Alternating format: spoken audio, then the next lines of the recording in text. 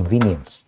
I'm talking about, especially on this issue of the boundaries review. I know there has been this discussion about population size, population quota, and it would appear that it's such a hot potato that most politicians are finding this discussion very inconvenient, that no one wants to talk about because probably it will get towards a discussion of one man, 1 shilling, 1 vote. It could get closer to that some constituencies have more people than others, hence the need to adjust the boundaries probably within the same 290 constituencies.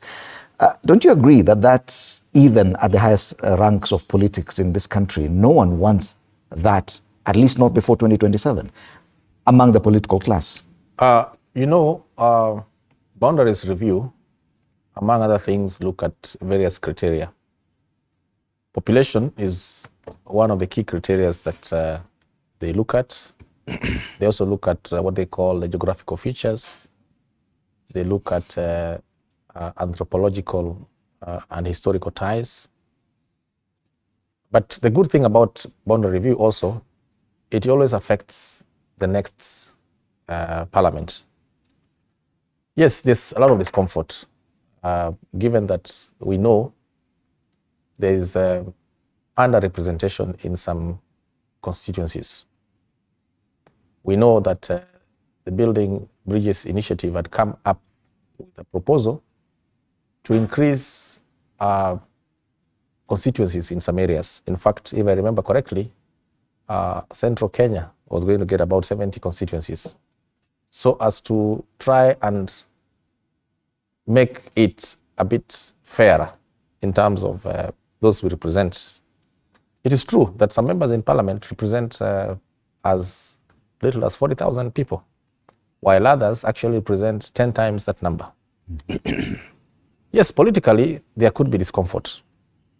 But then, again, remember, the reason why this boundaries review has not been done has nothing to do with us in Parliament. It has everything to do with the non-selection of the panel to interview the potential commissioners.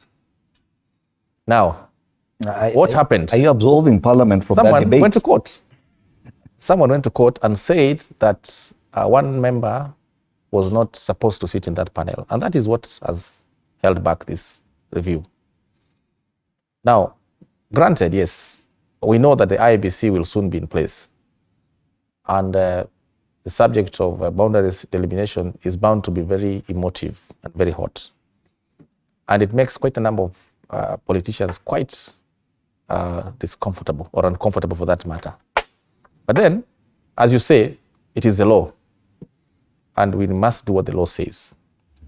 But ultimately, I think that once this matter comes to the National Assembly, in fact, it is just in the papers, but we've not seen it in the National Assembly yet. Once it comes to the National Assembly, we'll then debate it objectively and probably give our positions at that time. The concern now is how do we handle such, because we're already in defiance of the Constitution.